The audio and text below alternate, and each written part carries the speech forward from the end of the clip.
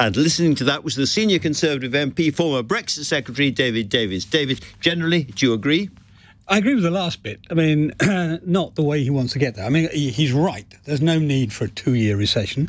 I'm quite sure that what's happened in the last week, what we're debating in the Commons today, is basically settling the markets down, getting ourselves back into balance, and giving ourselves room for manoeuvre so that come the actual budget in March, we'll be able to do much more growth-oriented stuff. So in that respect, he's right. On immigration, he's just plumb wrong. I mean, you started off with all this stuff about whether he's political or apolitical. This is a man who was a special advisor in the Treasury in Brown's day, when Brown was Prime Minister. And of course, the Labour government's approach was completely open doors immigration. Why? Because it thought that was the way to grow the economy. It's not true. If you bring in somebody who doesn't earn very much, that's increasing the size of the economy, but not increasing the wealth of the economy. Right. And that's the mistake they made. So we're now creeping towards the discussion of Brexit. I'm really interested in your view. This intriguing story in the Sunday Times newspaper on Sunday saying that the government was tilting towards a Swiss-style New Deal with the EU.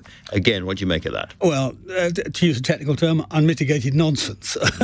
No, I mean, I read it, and it was quite interesting. The bits they quoted didn't support their argument. The bits they quoted by name didn't support their argument.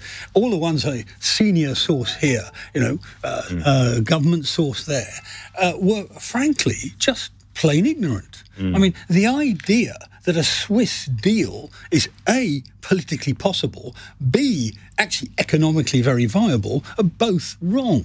I was there for the Swiss deal. It was really hard and really difficult, and it wasn't very successful. I was reading Christopher Hope in the Telegraph. He's pretty clear it came from the Treasury and possibly even from the Chancellor. Do you agree with that? No, not at all.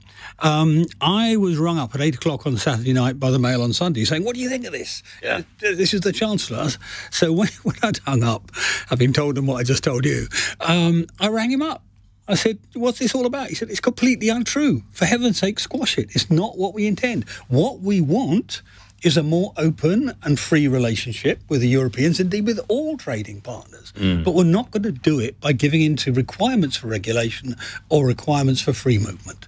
And it's as simple as that. Do we not come back to cake at this point, however? How do you get more free, less frictiony relationship with the EU without giving something? Unattributed comment saying, they like us now more because of Ukraine, and they like us and they care more now because they stand to gain as well as we do. Well, they always stood to gain. The difference, however, is that they're under a lot more economic pressure. All of Europe's going to be in recession this year, not just us, all of Europe. And they actually need some upticks as well. What Mr. Danker was talking about earlier, they need some upticks, so it may give us some advantage. Where do you think this came from? Because could it have been this new Economic Advisory Committee? There's a kind of general slight air of George Osborne, some people think. Well, it might be. In the air, yeah. It might be. Your guess is as good as mine. But all I know is that the people who are talking weren't very well informed either about the Swiss deal or about the European method of negotiation. It was basically a wish list rather than common sense.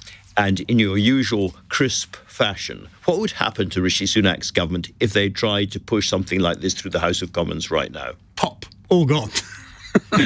Pop. All gone. Couldn't be clearer. David Davis, thank you very, very much indeed for coming in and talking to me.